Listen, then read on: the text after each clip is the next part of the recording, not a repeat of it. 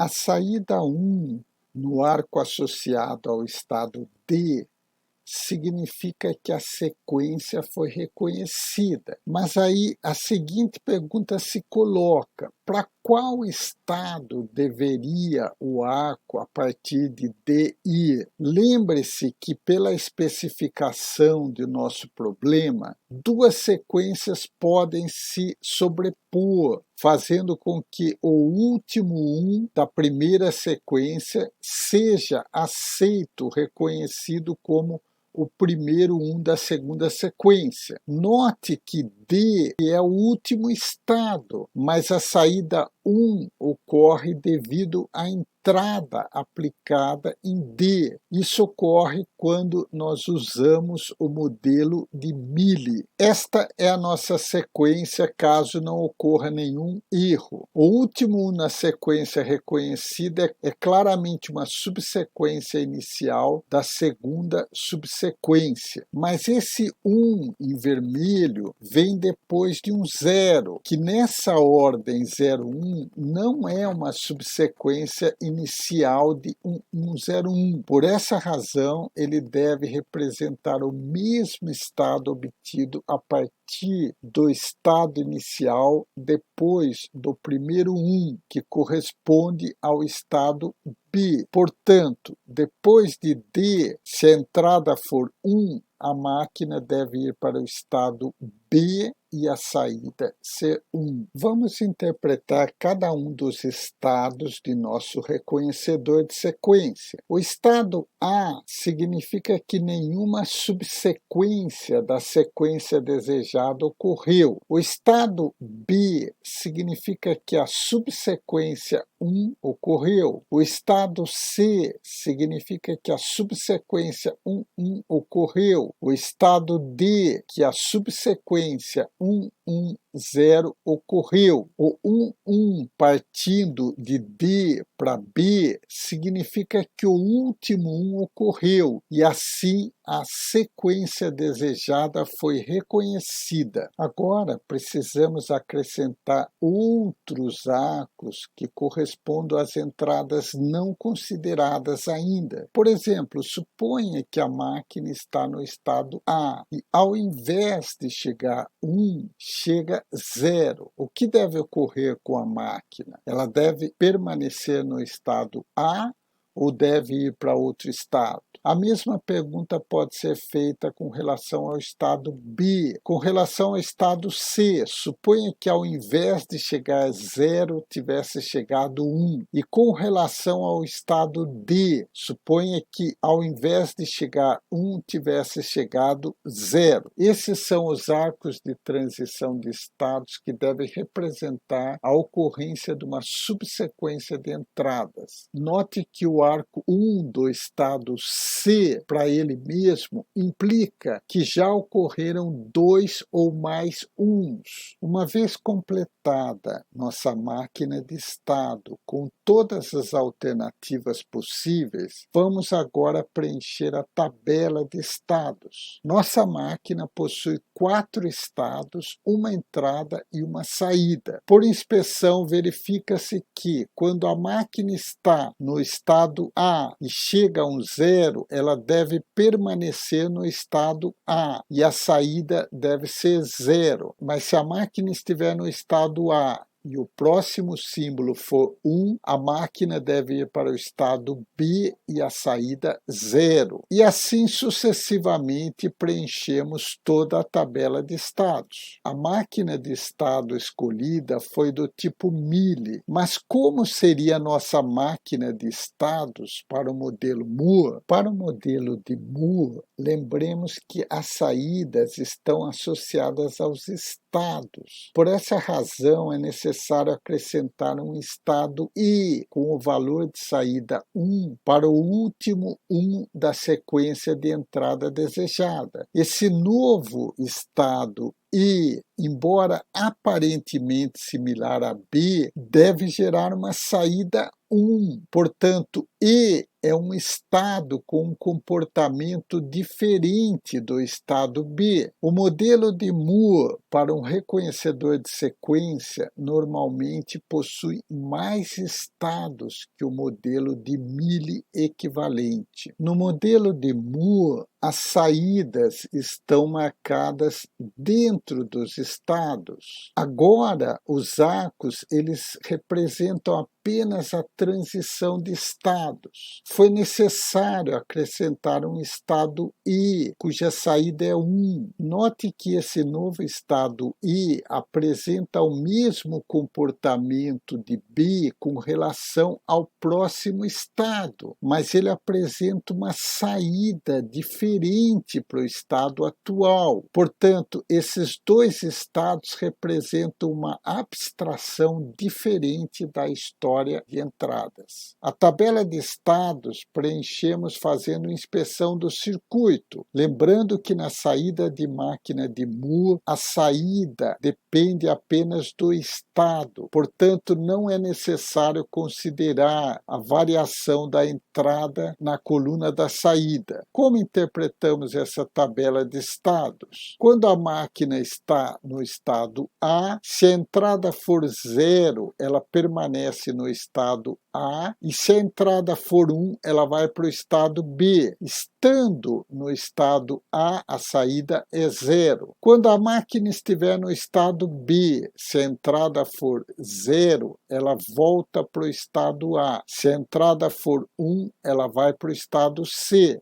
Estando no estado B, a saída é 0. No estado E, se a entrada for 0, a máquina volta para o estado A. Mas se a entrada for 1, a máquina vai para o estado C. E estando no estado E, a saída da máquina é 1. Esta é a tabela original da máquina de Mealy para nosso reconhecedor de sequência 1100. O passo seguinte consiste em atribuir o código binário aos estados. Nossa máquina tem 4 estados que, por conveniência, receberam a denominação estado A, B, C e D. Para 4 estados, precisamos de 2 bits.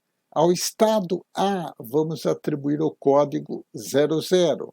Ao estado B, o código 01. Ao estado C, o estado 11. E ao estado D, o estado 10. Note que essa atribuição binária aos estados poderia ser distinta. Com essa codificação binária, fazemos a substituição no resto da tabela. Como o nosso código binário tem 2 bits, precisamos de apenas 2 flip-flops para implementar essa máquina de estado. Vamos dar uma olhada mais cuidadosa nessa tabela de estado.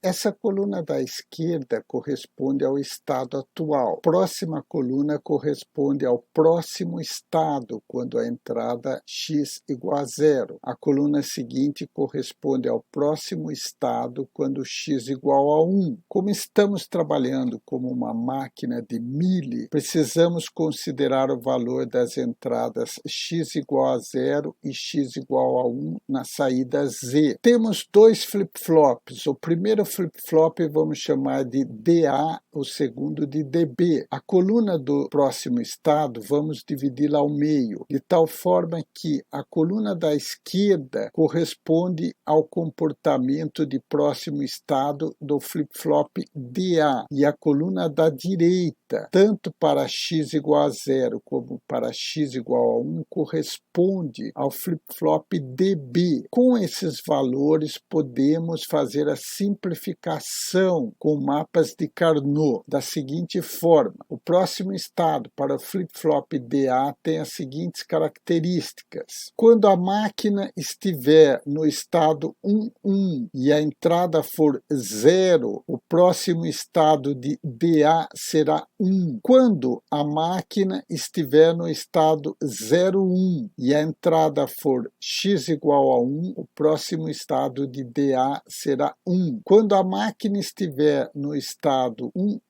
e a entrada for x igual a 1, o próximo estado de DA vai ser 1. Vamos colocar esses três uns no mapa de Carnot quando A igual a 1, B igual a 1 e X igual a 1, temos 1. E quando A igual a 1, B igual a 1 e X igual a 0, temos 1. Fazendo a cobertura para o mapa de Carnot, obtemos que DA é igual a AB ou BX. Vamos ver como seria a cobertura para o flip-flop B. Por inspeção, verificamos que qualquer que seja o estado da máquina, se x igual a 1, o próximo estado do flip-flop DB vai ser 1. Portanto, vamos colocar esses 4 1s no mapa de Carnot. X igual a 1, x igual a 1. Nessa situação, colocamos os 4 1s e fazendo a cobertura para o mapa de Carnot, encontramos que DB igual a x. Finalmente, vamos ver o mapa de Carnot para a saída Z. A única situação em que Z igual a 1 é quando a máquina estiver no estado 1, 0 e a entrada X for 1. Portanto, 1, 0, 1. 1, 0, 1. Colocamos 1 aqui. Z é igual a B barrado X. Com essas três equações booleanas,